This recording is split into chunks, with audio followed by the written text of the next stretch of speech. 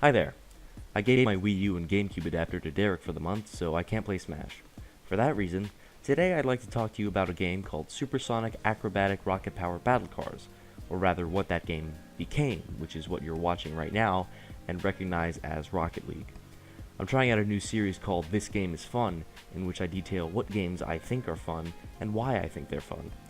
Rocket League has a lot of super fun aspects, and I don't think I'll have time to touch on all of them, but I'll do my best. To properly analyze why Rocket League is fun, we need to look at it first from a basic level. Rocket League is a combination of all of these fun things: supersonic speeds, acrobatics, rockets, battling, and cars. Also soccer. Everybody loves to go fast, especially when there aren't any realizable consequences other than losing a video game. Not only is going fast fun, it requires control, which requires skill. And being able to demonstrate skill is good because it elicits respect, even if it's just a little bit like, hey, you're good at this video game. Another thing that most of the world loves is projectile goal-based sports, as evidenced by how many of them there are.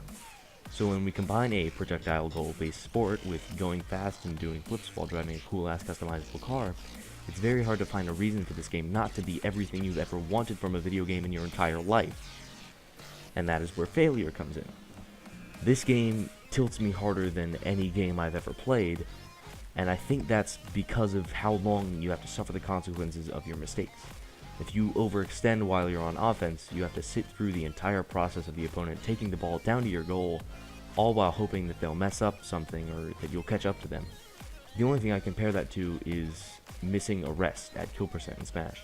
You have to sit through the entire process of the opponent positioning himself and charging that smash attack all the way up, and you just want it to be over. So when you introduce how much losing hurts, you can then introduce how much room there is for improvement in this game. Every single decision and its execution can be optimized, and there are a lot of decisions in execution, so there's always something to get better at. That's why the game is so good from a competitive standpoint. Even now, watching this footage back, I can see that there is so much work I can put into making better choices and executing them better. Additionally, I personally can tie many aspects of this game to Smash, which just so happens to be my favorite game/series of all time, such as the existence of a neutral game and a punish game, and the many different options for playstyles. For example, you could play a defensive game, guarding the goal, being sure not to let your opponent score. You can play a rushdown game, keeping pressure on your opponent and not letting them breathe so that they simply don't have opportunities to score. You can play a bait and punish game by making your opponent think that they have a chance to score, forcing them to overextend so that you then can score, and subsequently make them feel stupid, which is a super important thing because of how prominent mentality is in this game. There's also the concept of stage control in Smash, which equates to what I call position control in Rocket League. Basically, if the ball is in your offensive zone, you have position control. Being able to maintain position control is important as it gives you or your team more opportunities to attack the goal. This keeps pressure on the opponent, which can force mistakes and lead to goals for you. Yay! The final and most relatable parallel to Smash for me is the allure of playing flashy. Yes, it would be cool if I went for that offstage Raptor Boost dunk, but if I miscalculate even a little bit, I'm dead. This is also the case in Rocket League, especially given the ability of flight.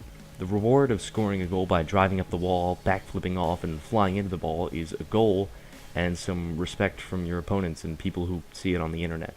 The risk is looking like an idiot in front of all of those people, and also hating yourself for throwing away what would have otherwise been a solid opportunity to gain position control, or, just edgeguard like a normal person. Anyway, that tackles the fun aspects from a competitive viewpoint. Now let's move to the casual side, and to my reasons for personally connecting with it. To do this, we need to go all the way back to 2004. I'm 4 years old at this point, living in South Central Florida. One day, my family goes over to a friend's house, and I'm introduced to a game called Road Trip Adventure. It's an open-world game set in a universe in which everyone is a car.